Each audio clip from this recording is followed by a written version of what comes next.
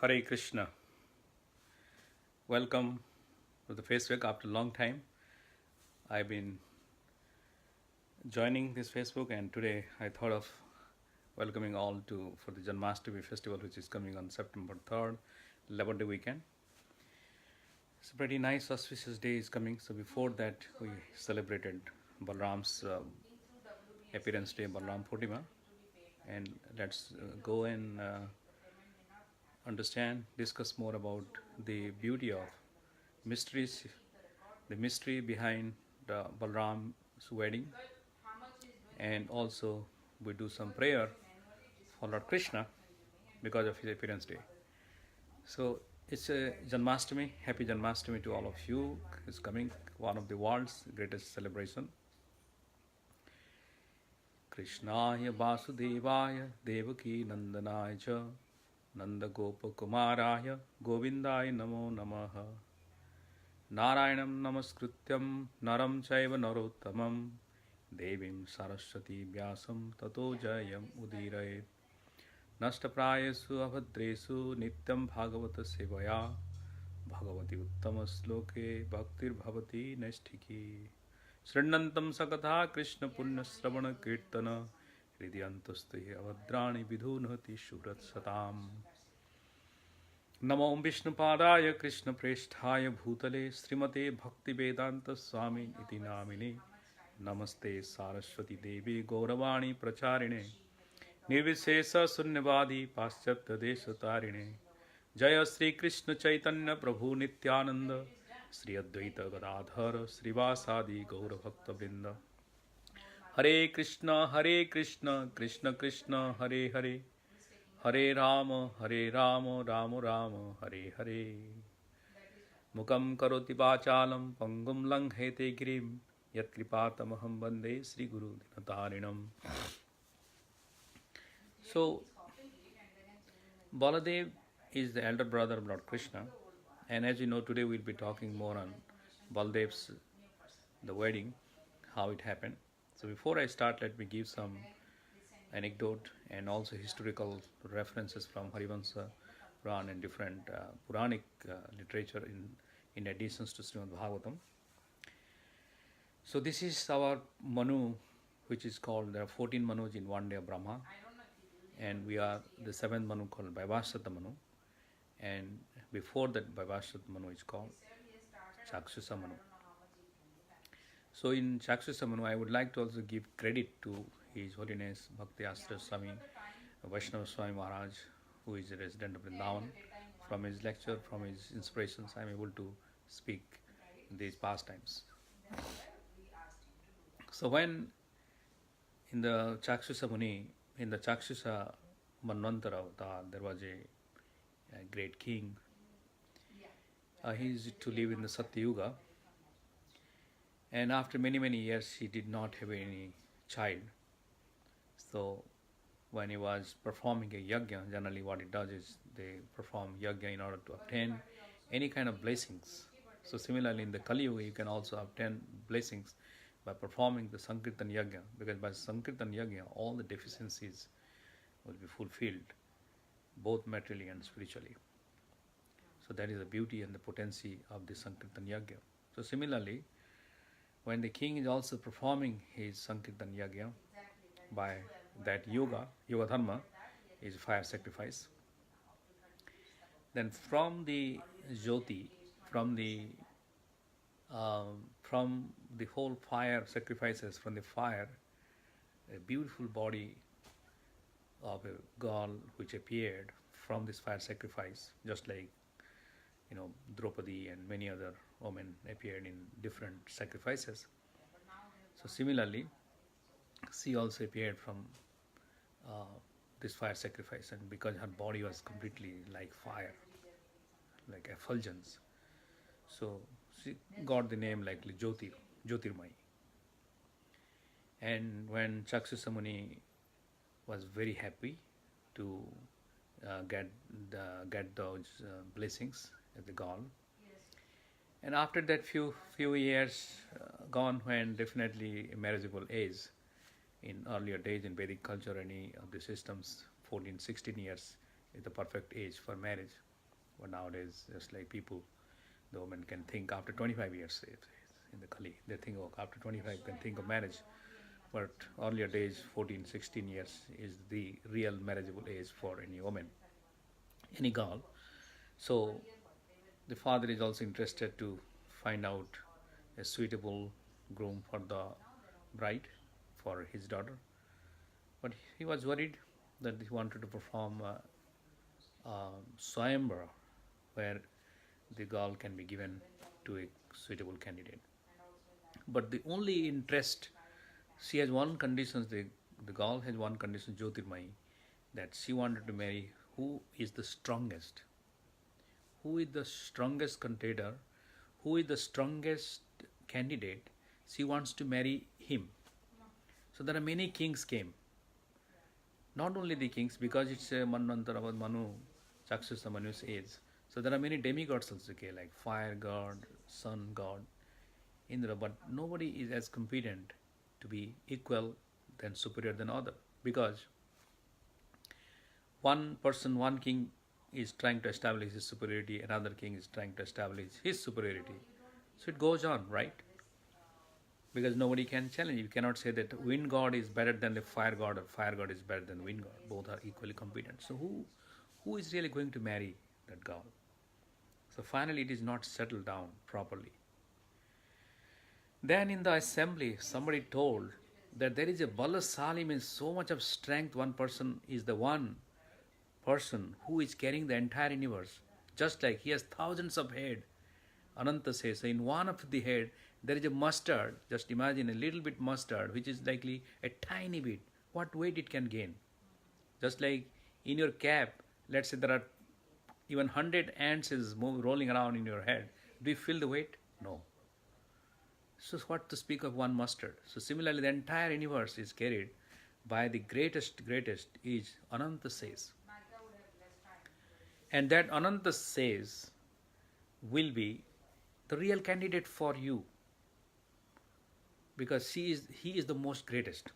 So Jyotirmai, the girl which is produced from this fire sacrifice, she did not see the picture. Nowadays you wanted to see in the Facebook picture, you wanted to see the matrimonial, you wanted to see many other places in order to get married. But she was determined that the person whom these demigods, everyone is talking about, the Balasali, will be my husband, no doubt whatever. She got into her mind. Something got stuck. No matter what, I love Krishna. No matter what, I chant Hare Krishna, right? So many people say, no rational, no sentiment, no logic, I chant Hare Krishna. So similarly, Jyotirmai, she made the full commitment that I wanted to marry this Balasali, this Anand says. Somebody said, hey, he's a snake. He's a big snake. How am I going to marry a snake? Who likes to? Can you believe? You want to marry a snake? No way. So, but she doesn't know. Then she said, now everybody decided, now we have to send the marriage proposal, right? The father said, somebody who has to go to such a Karana ocean to find out Anand says and go and meet him. All the demigods said, my goodness, we can't. Nobody has access. Nobody has access to Yoga Maya Samabrita. Like it is Param Bhava Jananto, my bhava, my form, my transcendental nature is completely covered by the Yoga Maya. Who is going to uncover that and go? Nobody has access, and that to Anand Sesa. My God, everybody is giving their own explanations how Anand Sesa could be such a, kind of a dangerous things to approach. Not only that, because they are afraid to. So who is going to take the proposals? So then everybody said, there's the only thing, tapo divyam. By only worship austerity, you can perform the greatest of sacrifices. So she got into her own way that, okay, now I have to go for perform austerities in the jungle. So she has to lead for a forest to do worship to Ananta Sesa, to give her own proposal, a marriage proposal. Who can you imagine anybody can do marriage to a big snake like Ananta Sesa? So anyway, by the inspirations, she went to the forest and but all the demigods are still, in a mood of getting married to her. They think you're doing austerity now. They all can come and try to disturb her. Okay, we are still the suitable candidate. I am the real biggest Balasali, things like that, marriage proposal. She gets disturbed. Oh, why are you bothering me? I wanted to give you course, and she wanted to give the course to the demigods for not, settle down their mind. Then all the demigods got angry. What does he think? It is not wise. It is not a bad thing. If an unmarried girl is there, it is not a bad as per the Vedic traditions that somebody can come and give proposal in a nice way. But by enforcement, by any way of encroaching her to get married is definitely not good. But there is a way of Rakshas marriage, but this is also will of the girl. So if non-married girl, which is suitable candidate, anybody can propose her. Not a bad idea. But at the same time, she was disturbed because she doesn't want any of them. So the course, she was giving the course. So all the demigods got angry. Why she's cursing us? It is not a bad idea, but at the same time, she is really not only disrespecting us, not only she is neglecting us, not only she is completely ignoring us, but also she is cursing to the entire demigod society. So they choose, out of the demigods have a discussion, and Indra, with the greatest strength and all the, the complete alignment with all the demigods, he also cursed Jyotirmayi that I also curse you, that even though you are targeting for this Anand says, even though you are targeting, let's say it's very difficult to get him, let's say by somehow or other you get hold of him and get married to him, we curse you that you won't have any progeny, you won't have any child born from after your marriage. Then Jyotirmayi, she got very happy. Oh, this is not a curse, this is a blessings. I want him to be exclusive in devotions, married and complete union as my only husband, only shelter, only refugee. And you curse me, that's okay.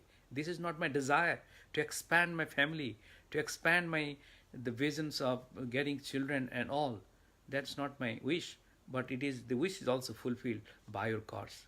Thank you very much. But when Indra was very sorry because he cursed a woman, and then he was very sorry that this thing, and he was not willing. It sometimes by temperament, the curse, counter curse happens. So he was very much, disturbed. But at the same time, he felt happy. He realized that anyway, it was not an internal desire of Jyotirmayi for attaining such a great personality, Anand says, to be her husband. So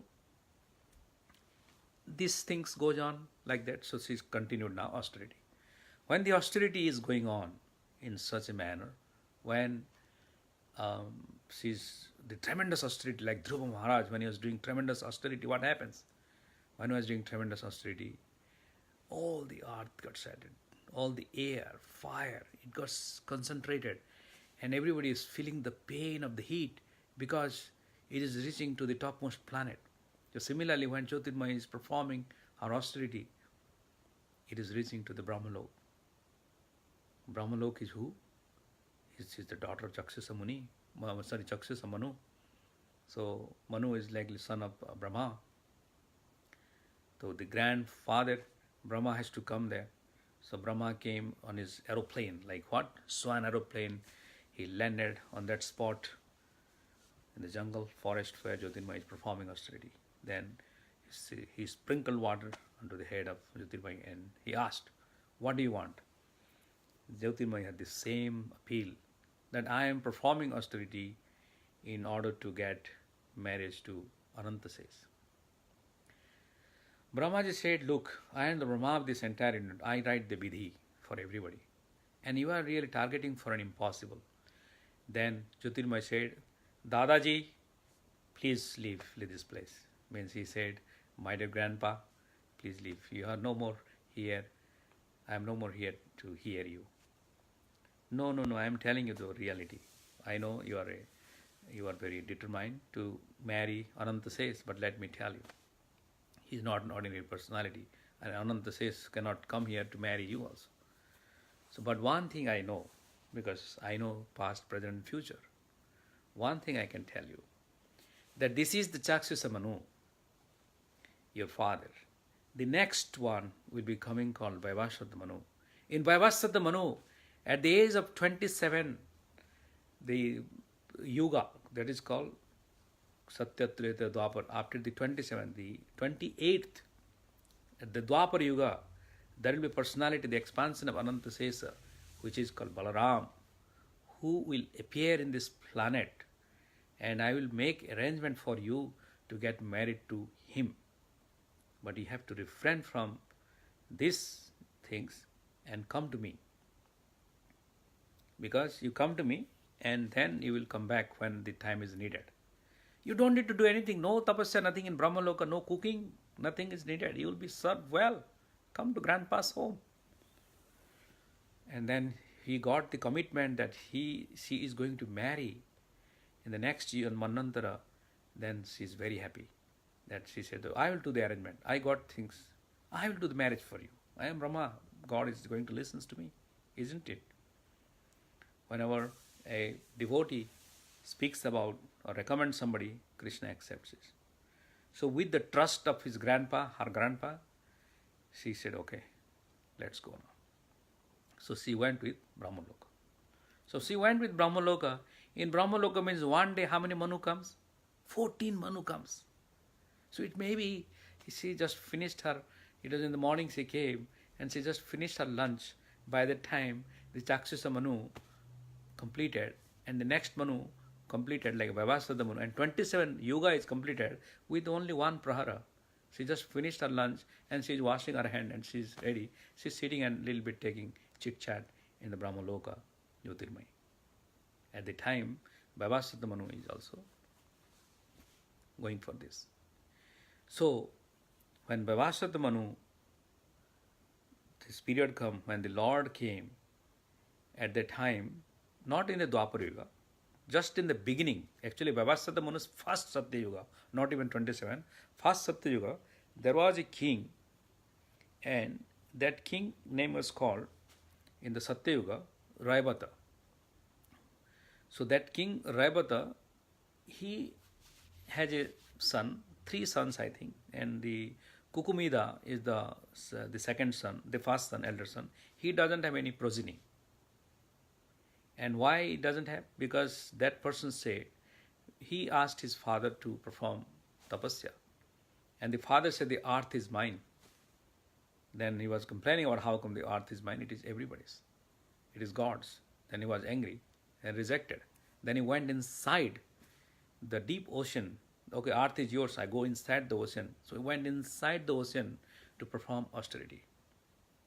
And by performing the severe austerity inside the ocean, then at the same time he came back. He produced and then similarly perform a fire sacrifice. And at the fire sacrifice of this one, he wanted to have a progeny, and that time he's also worshipping, and Brahma is also thinking that time, hey, somebody is doing already worship for you, you have to go there now. So he sent along with her father that you go now, because this is the king's time, and you go and enter into the fire sacrifice, because that's why you are the Jyotirmai, you are the Agni Kanya, you are the Yajna Kanya, like Yajnasini, which is like Draupadi, similar to you. You go back, same thing, again in the same fire sacrifice, these Jyotirmai appeared as a daughter of the Kukumida dynasty, which is the Revati. Revati is not Revati's daughter, sometimes it is called Revati's granddaughter. So based on his father's name, Revati, this king gave her name as Revati. So that's why her name it was in Satya Yuga. So in the meantime, when what happened is the Revati also became so beautiful, and the king Kukumida was very happy. So once they wanted to do Swayamvara and all. So at the time, Revati said, no, we need to consult Brahmaji about my marriage. So both this one, the king, Revati's father and Revati both went to Brahmaloka again. So when we went to Brahmaloka and they are discussing about the possibility of her marriage, that time the 27 yuga has already passed. How many yuga? the 27 yuga has already passed. So when the 27 yuga has passed, it was just the beginning of the 28th Dwapar Yuga, and Lord Brahma said, now I come. He said, you both go, you see, Krishna and Balaram has appeared in this planet called Mathura, Mathura Mandal. You go to the Mathura Mandal. Balaram is the personality which is white complexion wearing the blue, and Krishna is the bluish or the blackish one wearing the yellow one. You will identify them both. Both are very gentle, and they will be there settled in the bank of the Yamuna. You will find them. And do not stop. Do not ask anything. You go and just say, you want to marry, and that's it. Give the hand to Balaram and then come back. He said, okay. So father, and now he said, my kingdom? Forget about your kingdom. You are here 1 minute means many, many yugas has passed. Nobody will recognize you. Revati, nobody will recognize you. You go back now. This is the Dwapara Yuga. You go back and find out that is your husband. So both of them, they came to the Mathura. And in Mathura, what happens? Krishna and Balaram was there having their fun time in the bank of the Yamuna, which is especially not necessarily in the ghat called Visram Ghat, which is on the Mathura, where we start our Vrindavan Brajmandal Parikrama also, which ends there in Visram Ghat. So when the person came and he approached, hey Balaram, I wanted to offer you my daughter. She has been aspiring for you to be a husband for many, many years. And this is the thing Brahma has sent. And Brahma told, give my recommendation letter. That's it. Brahma's recommendation letter was there. This is the one Brahma has forwarded to you. Please accept. Please accept my daughter. So without this thing, what he did is, and this lady Revati is likely, she's from Satya Yuga, from previous Satya Yuga. She was likely 20 times higher than Balaram. Balaram is likely us 10 feet that time in Dwapara Yuga, around 8 feet, 6, 7 feet, 9 feet. And she is likely 40 feet, Revati, and standing. So she put her hand. And not only that, that king said that my time has gone, my Manu, my everything is gone, my kingdom. So she offered obeisances and to the Brahma, to everybody. Brahma didn't come, but offered obeisances to all the personalities there. And to Balaram said, that, please take care of my daughter, I am going for tapasya. So he left. Marriage happened like that. There is no more invitations, no more grand feast, buffet, and all kind of things. So he gave her hand, then things like that. So Krishna was looking there. What is going to happen? He looked to his Bhabiji. Why Krishna was so happy? Because Krishna's marriage proposal was coming a lot. And he cannot get married without Dauji's marriage. Because Krishna's got married in Dwarka itself, when he was there in Rukmini. In Mathura itself, Krishna's proposal is coming. But Dauji is not married. It is a customary in India. If elder brother, elder sister is there, he cannot marry the younger one. So Krishna was likely having big time.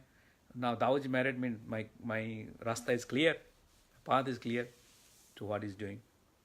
So in the meantime, and then Krishna also smiled and laughed. Look at this, brother Dauji.